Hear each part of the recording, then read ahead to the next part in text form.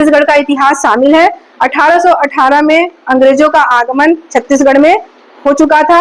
ये तो 1816 में ही भारत में देख रहे हो विदेशियों का मतलब आगमन हो चुका था।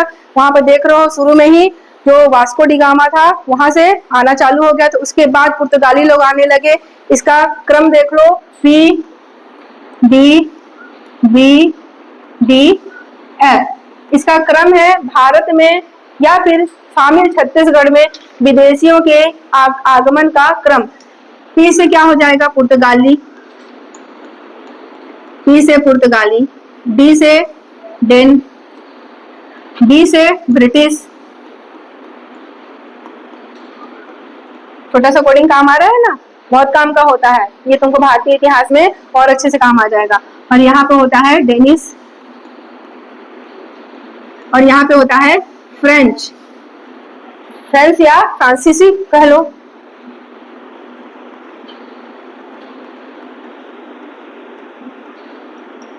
इस तरह से भारत में इनका आने का क्रम है। भारतीय इतिहास में अलग अलग सबके बारे में आप पढ़ोगे। तो छत्तीसगढ़ भी इनसे, लिख रहे हो क्या? हो गया, बिठा दो। छत्तीसगढ़ भी भारत में शामिल था। यहाँ पर भी विदेशियों का आगमन हो रखा था और 1818, 1819 सब छत्तीसगढ़ में कम्युनिटी में विदेशियों का आक्रमण हो चुका था। और यहाँ की जो जनजाति है वो अपने जंगल जमीन से बहुत प्रेम करती है। यहाँ पर उनको छूने की भी इजाजत नहीं देती है। देखे थे इससे पहले दरियादेव के शासनकाल में विद्रोह हम देखे थे, वहां पर इसने बस्तर को बेच दिया था। धीरे धीरे कैसे चला गया। हम यहाँ पर देख रहे हैं बिंझवार जनजाति के संबंध में क्या हुआ था, कहाँ तक वीर नारायण सिंह पहुंचे यहाँ पर। चलिए उसको देखते हैं बहुत अच्छे से, और बहुत कॉन्सेंट्रेट होकर देखना। ये सारी चीजें तुम्हारे परीक्षा की दृष्टि से बहुत महत्वपूर्ण हो जाता है, क्योंकि वीर नारायण सिंह अपने आप में भारतीय इतिहास में और करंट अफेयर में दोनों में इंपॉर्टेंट है। ये देखो, सोना खान की जमींदारी की बात हो रही है। सोना खान के जमींदार इनके पूर्वज रहे हैं। सोना खान की जमींदारी की बात हो रही है यहाँ पर। बिसई ठाकुर इनके दादाजी थे। वीर नारायण सिंह के क्या थे? ये दादाजी थे। ये इनका बिसैया ठाकुर भी बोल सकते हैं नाम इनको, बिसैया ठाकुर। बिसई ठाकुर बिझवार या बिसैया ठाकुर बिझवार, दोनों ही नाम सही है। अब क्या हुआ है, इनकी जानकारी और इनके जो शासन के समय की बात हो रही है। ये जमींदार थे सबसे पहले। तो इनका जो कोसदई अभिलेख देखते हैं। कोसदई अभिलेख उस समय की बात है, आपने इतिहास पढ़ा है। जो रतनपुर के कलचूरी शासक की बात हो रही है।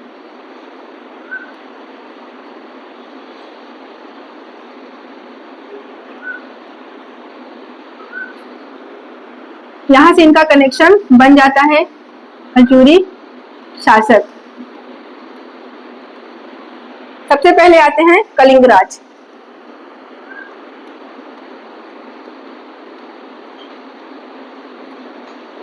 फिर आते हैं कमलराज।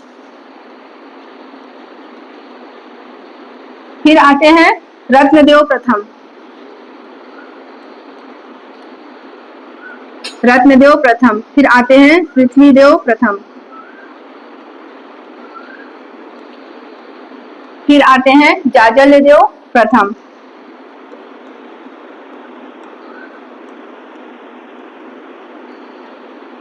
प्रथम प्रथम की चीज यहां तक हुई। अब आएंगे इनके सेकंड पार्ट।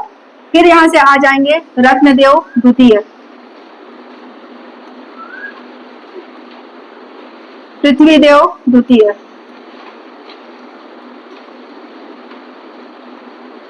फिर आ जाएंगे जाजलदेव,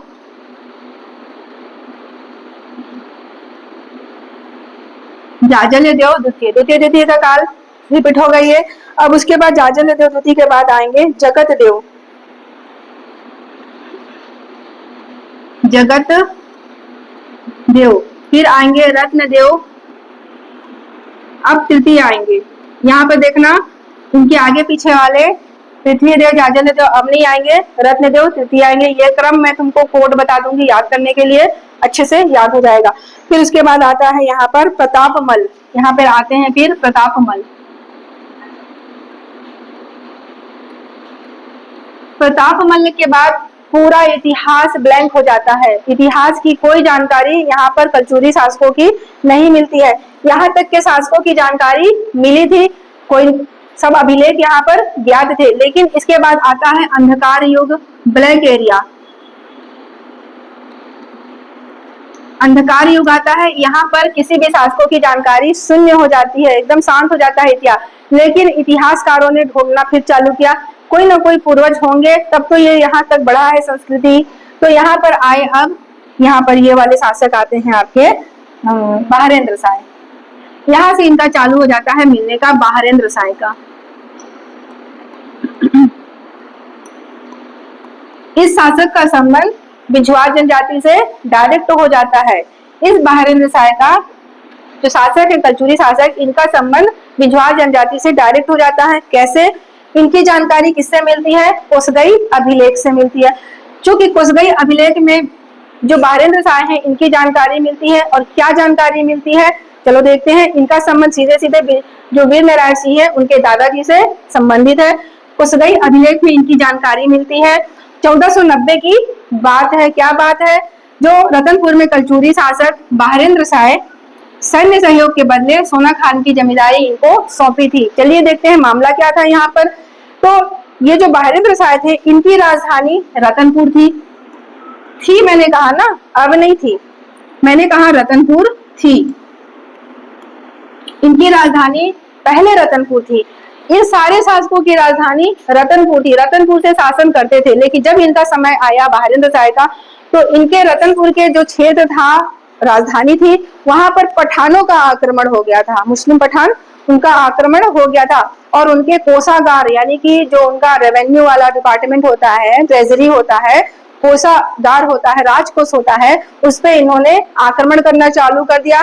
ये अपने आर्थिक चीजों को बचाने के लिए अपना जो था राजधानी कहाँ पे परिवर्तित कर दिया? कोसगई। कोसगई कहाँ पे है? कोरबा में है।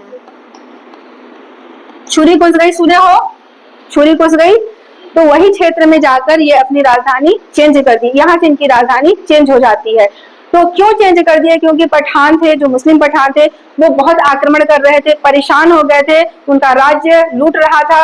यहाँ पर बिसई ठाकुर थे, जो इनके दादाजी थे, वीर नारायण सिंह के दादाजी थे बिसई ठाकुर। उन्होंने पठानों को खदेड़ ढाला, अपनी सैन्य सहायता के साथ पठानों के साथ जूझ गए और उनको राज्य से खदेड़कर वापस बाहर निकाल दिया। यहाँ पर बिसई ठाकुर बहुत प्रसन्न हुए इनकी सैन्य सेवा से, सैन्य भक्ति से। देखो, भक्ति कई प्रकार की होती है, सहायता अपने लेवल का कई प्रकार का हो सकता है।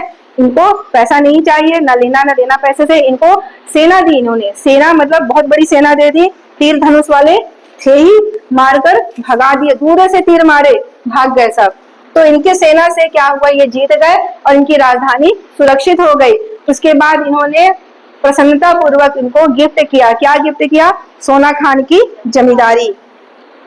सोना खान की जमींदारी इनको गिफ्ट के स्वरूप, उपहार के स्वरूप दे दी। और इनसे कर भी नहीं लिया जाता था। बोला गया कि आपको कर मुक्त जमींदारी सौंपी जा रही है, आप इनमें जो भी आपको उपज करना है सब आपका, जो आपको इससे राजस्व मिलता है वो भी आपका। हमको बदले में जब भी कुछ आक्रमण होता है, जब भी सैन्य सेवा की जरूरत पड़ती है, आप हमको यहाँ पर सैनिक दोगे। तो उन्होंने कहा ठीक है।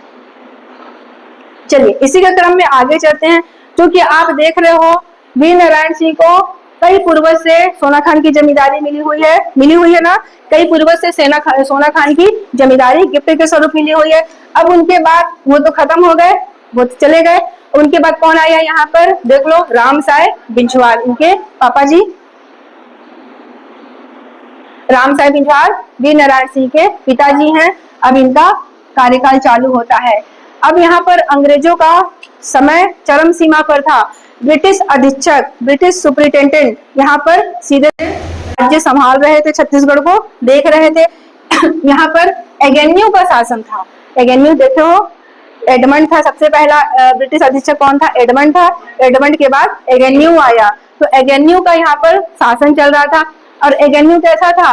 सारे जमीन को, सारे जमींदारियों को करप्ट करता जा रहा था। जितनी जमींदारियां थी सबको हड़प रहा था। हड़प नीति तो चालू थी यहाँ पर, सबको हड़प रहे थे और जिसकी जमींदारियां थी उससे छीनना चालू कर दिया था। खालसा जमीन में उसको बदलते जा रहे थे। खालसा जमीन क्या होती है? सरकारी जमीन होती है। उस सारे जमींदारियों को अपने सरकारी मद में लेते जा रहे थे, मतलब एक्सेप्ट करते जा रहे थे। अब हम किसी जमींदार को जमींदारी नहीं देंगे, सारा जमीन हमारा होगा, हम होंगे यहाँ के बॉस होंगे, उनका कहना ये था।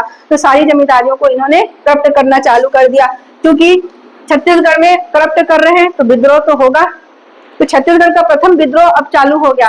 किन्होंने किया? रामसाय बिंझवार ने किया। समय क्या था? 1819 का समय था। 1818 में छत्तीसगढ़ ब्रिटिश कब्जे में आ चुका था और 1819 में रामसाय बिंझवार का विद्रोह आपको पढ़ने को मिल रहा है। ये इतिहास में सेम टू सेम यही बातें पढ़नी होगी और यहाँ पर भी इसका महत्व बढ़ जाता है। तो रामसाय बिंझवार का 1819 में विद्रोह होता है। इस विद्रोह को छत्तीसगढ़ का प्रथम विद्रोह बोला जाता है।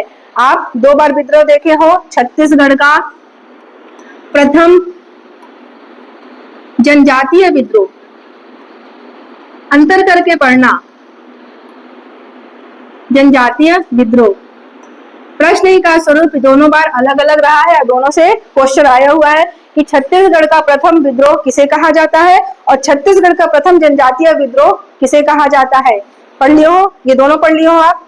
बताओ। छत्तीसगढ़ हलवा विद्रोह, गुड, यहाँ पे आ जाएगा हलवा विद्रोह।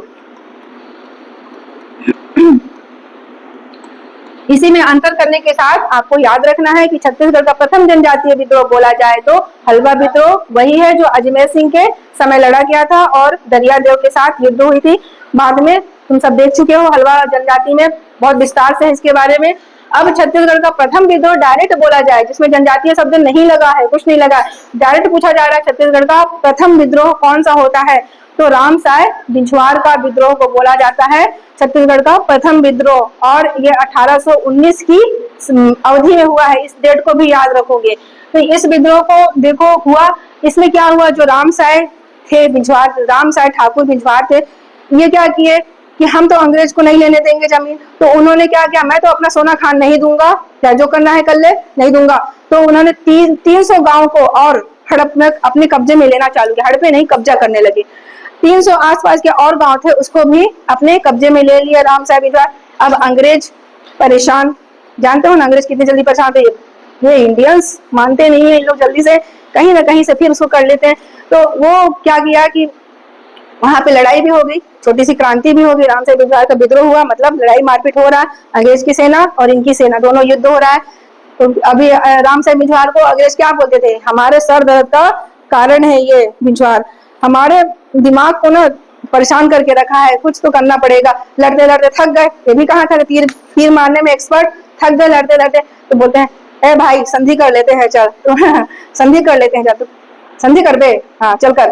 तो चलता है, थोड़ा मान जा, मैं थोड़ा मान जाता हूँ, तो दोनों थोड़ा थोड़ा माने भाई, उसको भी लगा ठीक है, इनको भी लगा ठीक है, दोनों मान गए, तो एक संधि हुई। उसके बाद जो ज्यादा ताकतवर हो जाता है, सर दर्द का कारण बनता है, तो संधि कर लिए, ऐसा देखकर तो संधि कर लिए। उसके बाद छोड़ दिए, बोले कि भाई बिंझवार, रामसाय बिंझवार, तुम अब मत करना कोई क्रांति, तुम चुपचाप बैठो, तुमको जितना तुम बोले थे हम उसको तुम दे रहे हैं, तुम शांति होकर बैठो। तो इन्होंने बोला कि ठीक है, अगर मेरा जमीन को छुएगा तो मैं शांत रहूंगा, तो भी शांत हो गया। उसके बाद बहुत समय तक शांत रहे, फिर ये ऐसे ही चलता रहा। उनकी जो सोना खान था उनके पास ही थी, नहीं लिए उसको। तो यहाँ पर क्या हो रहा है, इसकी जो विद्रोह का दमन था, इसको छोटा सा याद रखना, जो इन्होंने विद्रोह किया था उसमें दमनकर्ता कौन थे, कैप्टन मैक्सन थे। मैक्सन ने इन्हों दबाया था, मैक्सिमम इसको दबाया था, ऐसे करके याद रख लेना। तो यहाँ पर ऐसा विद्रोह हुआ था जो छत्तीसगढ़ का प्रथम विद्रोह कहा जाता है। अब चलो हमारे बहुत महत्वपूर्ण चीजों पे चलते हैं, क्योंकि वीर नारायण सिंह जो आज देख रहे हो, शहीद वीर नारायण सिंह, उनका पूरा नाम शहीद नहीं था पहले, वीर भी नहीं था पहले, उनका नाम सीधे सीधे क्या था, नारायण था। नारायण के बाद एक एक उपाधि उनके में जुड़ती गई। कुछ उन्होंने अपने जनजीवन में अपने जनजातियों के लिए कुछ ऐसी वीरता का काम किया कि नाम के आगे लोगों ने वीर जोड़ दिया, नारायण के आगे वीर जोड़ दिया। फिर उसके बाद वो छत्तीसगढ़ के लिए शहीद हुए, तो शासन ने उसके आगे शहीद जोड़ दिया, तो शहीद वीर नारायण सिंह, ऐसा नाम है उनका। तो देखो यहाँ पर सोना खान का विद्रोह होता है यहाँ पर। अब ये 1830 में क्या हुई, जब इनके पिताजी मरे 1821 में, इनके फादर 1821 ईस्वी में इनके फादर चले गए, मृत्यु को गमन हो गए। अब ये बच्चे थे, तो 1830 में 1830 ईस्वी में जो वीर नारायण सिंह थे ये क्या बने, अपने सोना खान के जमींदार बन गए, पदस्थ हो गए, जमींदार बन गए। 1830 का सन याद रखना, ये जमींदार बने उस समय। अब यहाँ पर क्या होता है, विद्रोह, क्या चीज का विद्रोह हुआ, देखो ये 1856 की बात है, जस्ट 1857 की क्रांति के लगभग कुछ समय पहले की बात है। यहाँ पर 3 सालों का, सोना खान में 3 साल का भयंकर अकाल पड़ा हुआ था। अकाल में जो यहाँ पर ये माखनलाल था, एक बनिया था, माखनलाल बनिया, कसडोल का व्यापारी, कसडोल क्षेत्र में रहता था, व्यापार करता था और ये धान, चावल, अनाज सब कुछ बेचता था। लेकिन जैसे ही अकाल का समय आया तो ये क्या किया, सारे को गोदाम में बंद करना चालू कर दिया, लोगों को प्रोवाइड ही नहीं करा रहा था, काला बाजारी करने लगा, भ्रष्टाचार करने लगा, कीमत बढ़ाकर दूंगा ऐसा सोचा था। अकाल के समय लोग देखते हो ना, जब माखनलाल बनिया का नाम याद रखोगे, इसने वही काम चालू किया, सारे अनाज को गोदाम में ब्लैक लिस्ट में डाल दिया, नहीं दिखेगा और जब दाम बढ़ने लगेंगे तो मैं ऊंचे दाम में बेचूंगा। तो इस सबको जानकारी होगी, क्योंकि ये यहाँ के जमींदार थे, नारायण सिंह जमींदार थे, जनता के साथ, अपने पूरे कम्युनिटी जितने उनके बिंझवार जनजाति उनके साथ इसके गोदाम में गए, मांग लिए, नहीं दिया, वो नहीं दूंगा, जो करना है कर ले, बोला, बोले ठीक है, ताला तोड़ दिए। ताला तोड़ने के बाद उसके गोदाम में जितने की जरूरत थी उतना ही लिए, बाकी सब छोड़ दिए, जितने खाने के लिए, जीने के लिए जरूरत थी उतना ही वो चावल अनाज लिए और सबको बराबर बराबर सबको अपने आप में बंटवा दिए। बांटने के बाद अपना पेट का भूख प्यास मिटाए और उनको बहुत आशीर्वाद दिए। अब ये क्या हुआ, ये जो कसडोल का व्यापारी माखनलाल था, बोला मैं बताता हूँ, मैं तुम लोग को छोड़ूंगा नहीं, मैं जाके बता रहा हूँ, अभी बता, किसको बताएगा रे, तो उसको में तो था, अंग्रेज थे ना, अंग्रेज आ चुके थे। अब यहाँ पर रायपुर में कौन था, चार्ल्स इलियट थे, ब्रिटिश ये थे डिप्टी कलेक्टर ना, ईस्ट इंडिया कंपनी के डिप्टी कलेक्टर छत्तीसगढ़ के कौन थे, चार्ल्स इलियट थे। इलियट के बाद जाकर उसने बड़े ही गलत तरीके से बताया, यहाँ पे पेश करने की मुद्रा इन लोगों की गंदी थी, देखो अपने ही लोगों के बीच, साहब साहब मेरे घर में, मेरे गोदाम से चुरा के ले गया, डकैती करके ले गया है, मेरा पूरा गोदाम में डाका डाल दिया है। इनको क्या चाहिए, इनको तो थोड़ा सा हवा चाहिए, सेंध मारने के लिए हवा चाहिए, बस इनको हवा मिल गई यहाँ पर। और ये क्या किए, वीर नारायण सिंह को अरेस्ट करने के लिए, इनकी बातों में ही अरेस्ट करने के लिए भेज दिए, वारंट जारी कर दिए। ये देखो रायपुर का डिप्टी कमिश्नर चार्ल्स इलियट ने वारंट जारी कर दिया वहीं से बैठे बैठे। सबसे पहली बार इनको गिरफ्तार कब किया, इस डेट को याद रखोगे, आईएमपी है ये। सब पे क्वेश्चन, वीर नारायण सिंह के फैक्ट के ऊपर और इनके पापा जी, उनके दादाजी के ऊपर हर में क्वेश्चन आया हुआ है, हर लाइन में क्वेश्चन है ये। तो ये इनकी देखो, संबलपुर कहाँ जा रहे थे ये जा रहे थे जगन्नाथपुरी में, यात्रा कर रहे थे जगन्नाथपुरी में, अपने परिवार सहित जा रहे थे, दर्शन के लिए यात्रा कर रहे थे, वहीं पर संबलपुर के रास्ते में इनको अरेस्ट किया गया। ये भी इंपॉर्टेंट हो जाता है कि वीर नारायण सिंह को प्रथम बार कहां से अरेस्ट किया गया, किस जगह से अरेस्ट किया गया, तो नाम क्या रहेगा, संबलपुर। संबलपुर कहाँ पे है, उड़ीसा में है, तो यहाँ से इनको अरेस्ट किया गया। और वो डेट क्या थी, 24 अक्टूबर 1856 का दिन था।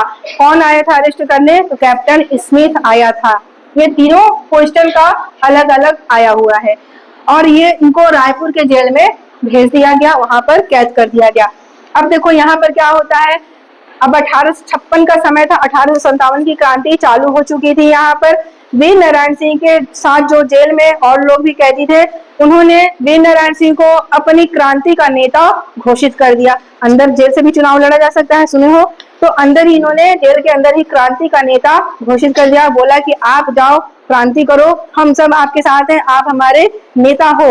तो यहाँ पर उन्होंने फरार करने पे वहां की जो दीवार थी जेल की, उसमें सेंध मारे और इनको बाहर निकाल दिया, सबके सहयोग से बाहर निकले। तो इन्होंने कुल मिलाकर उसमें कितने दिनों की जो कैद में थे ये, तो 10 माह 4 दिन की कैद में थे। इस माह को याद रखोगी और इस फरारी के डेट को याद रखोगे कि वीर नारायण सिंह जेल से अरेस्ट होने के बाद फरार किस तारीख को हुए, तारीख को याद रखोगे, तो 28 अगस्त 1857 के दिन ये फरार हुए। इनके साथियों ने इनको फरार किया, जो दीवार होती है उसमें सुरंग बनाकर इनको बाहर निकाल दिया। और इसको भी खोजने वाले फिर पीछे, जाओ इलेक्टर बोला, जाओ तुम खोजो, अब जल्दी से जल्दी वीर नारायण सिंह को अरेस्ट करके लाना होगा, जल्दी से इमीडिएटली लाना होगा। तो ये खोज करता थे कौन, नेपियर थे और स्मिथ थे, पूरा नाम लिखा हुआ है मैंने, सीवीएल स्मिथ। ये दोनों इसके पीछे पीछे दौड़ना चाहते, देखो पुलिस कैसे दौड़ती है, ये लोग अंग्रेज तो एकदम खाने को दौड़ ही रहे थे, ये दोनों उनके पीछे पीछे खोज करने के लिए दौड़ रहे थे।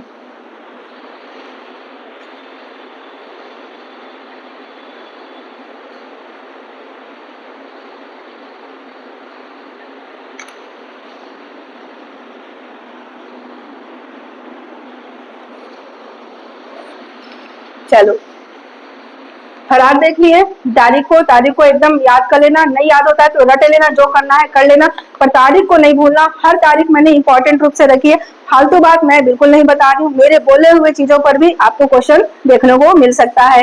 तो ये 10 माह 4 दिन की सजा था इनका, उसके बाद ये फरार हो गए और अपने साथियों के सहयोग से फरार हुआ। 1857 की क्रांति का समय भी था ये, और यहाँ पर नेपियर और सीरियल स्मिथ इसके पीछे दौड़ रहे थे और ये भाग रहे थे। अब देखो मुखबिर अपने ही लोगों में, इन्हीं के चाचा, इन्हीं के भाई बंधु में से कुछ कुछ जो थे, तो इनको पूरा जानकारी दे रहे थे अंग्रेज को कि भाई साहब यहाँ पर वीर नारायण सिंह हो सकता है, साहब वहां पर रुक सकता है, वो पहाड़ी में छुपा होगा। अपने ही लोग इनको दे रहे थे पूरी पूरी जानकारी। कौन कौन थे जानकारी में, इस सारे मुखबिरों पे क्वेश्चन आ चुका है कि वीर नारायण सिंह के जो सोना खान का विद्रोह था उसमें मुखबरी किसने किसने की, इस चीज को याद रखोगे। तो देवरी के जमींदार जो इनके चाचा थे, नाम था रामसाय, महाराज साय नाम था उनका, महाराज साय, जो तो देवरी के जमींदार थे। ये वीर नारायण सिंह के लिए मुखबरी कर दिया अंग्रेजों के पास। और एक थे भटगांव के जमींदार, ये भी मुखबरी कर रहे थे, अंग्रेजों के भक्ति भावना कर, देख रहे हो अपने ही बीच के लोग कैसे कर रहे हैं। यहाँ पर बिलाईगढ़ के जमींदार थे और कटंगी के एक व्यक्ति थे त्रिलोक साय, नाम को याद रखोगे, वेरी इंपॉर्टेंट। कटंगी के त्रिलोक साय और लोक साय, कटंगी के त्रिलोक साय और लोक साय। शिवरी नारायण के बाल पुजारी, मतलब शिवरी नारायण के कोई पुजारी वो यहाँ पर, इतने लोगों ने यहाँ पर मुखबरी की। और देखो अपने ही लोग जब विश्वासघात करते हैं तो कब तक आदमी बच पाएगा। तो यहाँ पर बहुत बड़ा रीजन हो गया अपने ही लोगों का विश्वासघात, मुखबरी। अब क्या हुआ, इससे इनके आत्मसमर्पण के बीच की बात जान लो क्या हुआ। इतने लोगों की जब यहाँ पर मुखबरी की गई तो ये जो स्मिथ था और नेपियर था दोनों तो ढूंढ ही रहे थे, इनको तो बहुत अच्छा लिंक मिल गया। चलो अब पता चल गया है वहीं पे पहाड़ी पर छुपा है, बता दिए कि पहाड़ी पर छुपे हैं वीर नारायण सिंह, आप लोग अरेस्ट कर लो। तो ये सारे मुखबरी लोग बता दिए। अब अंग्रेज लोग पूरे जगह को, पूरे गांव को, जो इनका सोना खान का जमींदारी है, पूरे गांव को पुलिस से घेर दिया, अंग्रेजी पुलिस से घेर दिए। अब कहीं जाने का रास्ता नहीं था, वो कोई बाहर निकल नहीं सकता था, सारे लोग घर के अंदर पैक हो चुके थे। अब उन्होंने माइक में बोला कि नारायण सिंह बाहर निकलो, निकलो 5 मिनट के अंदर, नहीं निकल रहे थे। नारायण सिंह बाहर निकलो, हम वार्निंग दे रहा है कि बाहर निकलो, नहीं निकले। वहां से लड़ भी नहीं पा रहे थे, इनके पास बंदूक थी, इनके पास तीर था, वो सब हो नहीं पा रहा था। तो क्या हुआ, घरों को जलाना चालू किए, एक एक घर को जलाना। घर के अंदर इंसान है, घर के अंदर बच्चे हैं, छोटे छोटे नाजुक बच्चे हैं, परिवार है, फैमिली है, माताएं हैं, बहनें, सारे को जिंदा जलाना चालू कर दिया यहाँ पर। अब अपने ही लोगों को मरता देखकर, जिंदा जलता देखकर कौन चाहेगा कि वो छुपा रहे, कोई भी वीर पुरुष तो चाहेगा ही नहीं। तो वो बोले कि रुक जाओ, मेरे घर को नहीं जलाओ, मैं आत्मसमर्पण कर रहा हूँ, मैं सौंप रहा हूँ खुद को, मत मेरे परिवार को, मेरे कुल खानदान को जलाओ, रोक दो वहीं पर। तो वहां पर फिर ये बाहर आ गए, अब अपना आत्मसमर्पण करते हैं। यहाँ पर इतने देख रहे हो ये मुखबरी लोग, अपने ही लोग कितने कैसे निकले उनके वजह से, ये नहीं तो आज ये दूसरा ही कारण होता अगर ये लोग ना होते तो यहाँ पर आत्मसमर्पण उनको करना पड़ा। डेट क्या थी, 2 दिसंबर 1800। आत्मा दो, याद कर लेना, आत्मा दो, अपनी आत्मा दो, भाई शरीर में आत्मा ही तो है, तो 2 को याद कर लेना, 2 दिसंबर 1857। फिर देखो अदालत में आत्मसमर्पण किए तो इनको अंग्रेज लोग घोड़े में जा रहे थे, बग्घी में जा रहे थे, और इनके हाथ को खींचते हुए, हाथ को बांधकर सड़क पर, जो सड़क तो पहले बनी नहीं थी, सब ईंट गिट्टी मिट्टी वाला सड़क था, खींचते खींचते खींचते ले जा रहे थे। उनके आधा शरीर तो यहाँ पर खत्म हो चुका था, घिस चुके थे, अधमरे हो चुके थे यहाँ पर। सोचो इतनी यातना अपने लोगों के लिए, चाहते तो ये संग्राम में नहीं लड़े होते, अपने जीवन को भी बिताते अच्छे से बिना मरे, है ना। लेकिन ये इनके अंदर का जज्बा कुछ और था, देशभक्ति, छत्तीसगढ़ के लिए भक्ति कुछ और थी, जो इनको समर्पण के लिए अंदर से जुनून दिया। ये इनको शरीर को, पूरे हाथ को खींचते हुए पूरा रायपुर तक ले गए और वहां पर इलियट की अदालत में पेश किया गया। इलियट ने बोला कि इसको सजा मिलेगी, इसको अब नहीं बख्शा जाएगा। यहाँ पर देखो अदालत में पेश किया गया। 5 दिसंबर 1857 को कैप्टन इलियट की अदालत में पेश किया गया। इस डेट को भी याद रखोगे कि कैप्टन इलियट, देखो यहाँ पर आत्मसमर्पण कब किया, 2 दिसंबर को किए, और यहाँ पर 5 दिसंबर को इलियट की अदालत में इनको सजा सुनाई गई, सजा डिक्लेयर किया गया, सजा को फाइनल किया गया। लेकिन सजा का डेट कब दिया गया, 10 दिसंबर को। सजा के लिए सुनवाई कब की गई, 5 दिसंबर को। सजा देने का डेट कब दिया गया, 10 दिसंबर को। याद रखोगे, सारा इंपॉर्टेंट है डेट यहाँ पर। सजा का डेट 10 दिसंबर 1857 को डिक्लेयर हुआ और जगह दी गई रायपुर का जय स्तंभ चौक। यहाँ पर उनको सजा में फांसी दी जाएगी। फांसी के साथ साथ इनके शरीर को तोप के आगे रखकर उड़ाया जाएगा। सारे शरीर का अलग हो गया। इतनी यातनाएं देख लो, एक देशभक्त ऐसा भी था, है ना। तो इतनी यातनाएं, और अपने आप को मातृभूमि के लिए इन्होंने समर्पित कर दिया। आज जनता, स्टूडेंट सब इनके नाम को पढ़ रही है, इनके किए हुए उस निश्चय चीजों के लिए। देख रहे हो कितनी यातनाएं अपने लोगों के लिए इन्होंने सही, अपने लोगों के लिए इन्होंने लड़ा है। अब ये 10 दिसंबर 1857 को रायपुर के जय स्तंभ चौक में फांसी की सजा दी गई है इनको, और तोप से उड़ाया भी गया है। इसका सबूत देख लो, यहाँ पर है, ये है वीर नारायण सिंह, साहसी वीर नारायण सिंह। और यहाँ पर जो देख रहे हो, तोप के निशान के साथ डाक टिकट जारी किया गया है छत्तीसगढ़ प्रशासन के द्वारा। इनके नाम के आगे शहीद वीर नारायण सिंह के लिए डाक टिकट जारी किया गया है। और तोप के आगे देख रहे हो, तोप के आगे का निशान बना हुआ है डाक टिकट में। यहाँ से इनको उड़ाया गया था तोप के सामने रखकर, फांसी के रात भी। ये है भारत इंडिया 60 डाक टिकट है इनके नाम पर। नीचे लिखा है शहीद वीर नारायण सिंह के नाम पे जारी है। चलो इनके संबंध में जान लो कि इनके शहीद होने के बाद इनके बाद क्या क्या शासन ने कुछ इनके नाम से जारी किया है। छत्तीसगढ़ शासन में जो आज एक अवार्ड दिया जाता है, पुरस्कार दिया जाता है, वो किस क्षेत्र में दिया जाता है? शहीद वीर नारायण सिंह पुरस्कार की घोषणा की गई है। क्यों, किस क्षेत्र में की गई है? आदिवासी एवं पिछड़ा वर्ग उत्थान हेतु प्रतिवर्ष ये पुरस्कार दिया जाता है। शहीद वीर नारायण सिंह पुरस्कार दिया जाता है, जो आदिवासियों के उत्थान के लिए करे और पिछड़े वर्ग के उत्थान के लिए जो काम करता है उसको दिया जाता है। इसमें प्रतिवर्ष किसी अलग अलग व्यक्ति को दिया जाता है। आप इस साल जिस व्यक्ति को दिया जाएगा आप उसको खोज कर लिख लोगे। फिर आजादी के बाद शहीद वीर नारायण सिंह स्मारक और डाक टिकट प्रारंभ किया गया। देख रहे हो रायपुर में स्मारक बनाया गया है और डाक टिकट जारी की गई है। उसके बाद शहीद वीर नारायण सिंह अंतरराष्ट्रीय स्टेडियम की स्थापना कहाँ की गई है? परसदा में की गई है। परसदा कहाँ पर है? आरंग विधानसभा क्षेत्र है, उसमें है परसदा क्षेत्र, जो कि नया रायपुर में है। ये देख लो, ये शहीद वीर नारायण सिंह अंतरराष्ट्रीय क्रिकेट स्टेडियम।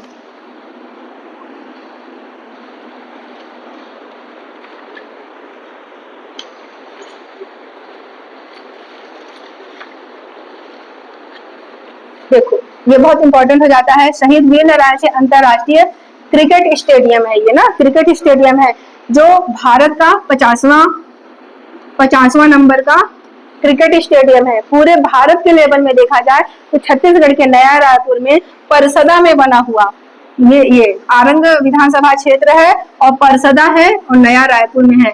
यहाँ पे बना हुआ ये स्टेडियम है जो भारत में 50वें नंबर पे इसका स्थान रखा गया है और 50वां क्रम है ये क्रिकेट वाले मामले में, ठीक है।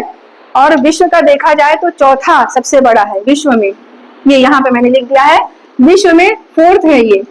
विश्व पूरे दुनिया में देखा जाएगा तो ये स्टेडियम वीर नारायण सिंह स्टेडियम चौथा स्थान रखता है इसके कैपेसिटी के मामले में, बैठक व्यवस्था के मामले में। और अगर भारत में देखा जाए तो 3rd पोजीशन में आता है। फर्स्ट और सेकंड आप खोजोगे, 3rd में ये आता है शहीद वीर नारायण सिंह स्टेडियम परसदा नवा रायपुर। यह स्टेडियम भारत में 3रे स्थान पे है और विश्व में 4थे स्थान पे है। करंट अफेयर में है, याद रखना इसको। और ये देश का 50वां स्टेडियम है। कौन सा? क्रिकेट स्टेडियम है। इस करंट अफेयर के साथ याद रखना छत्तीसगढ़ शासन इनके नाम के आगे और भी बहुत कुछ करने जा रही है, आगे भी बहुत कुछ कार्य करेंगी। तो आप इनके जो शहीद जो हुए थे इनके चीजों को हमेशा याद रखेंगे। किसी की देशभक्ति हमेशा जज्बा एक अलग ही जुनून होती है जो किसी खास व्यक्ति में होती है, तो ऐसे इनकी चीजों को हमेशा याद रखना है। हम जो भी विद्यार्थी हैं उनके सारे फैक्ट को आपको याद रखना है। कब? पहली बार पकड़े गए थे, जेल में हुआ था, कब पहली बार फरार हुए, कब इनको फांसी दी गई, कब इनका केस चला था, सारे पे एग्जाम आ रहा है, कहाँ से इनको अरेस्ट किया गया था, सारी चीजों पे एग्जाम का एक एक क्वेश्चन बनता है। इनके दादाजी और इनके परदादाजी सब पे क्वेश्चन आ चुका है और आगे भी आएगा। आप लोग इसकी तैयारी को अच्छे से करेंगे और हमेशा याद रखेंगे, ठीक है।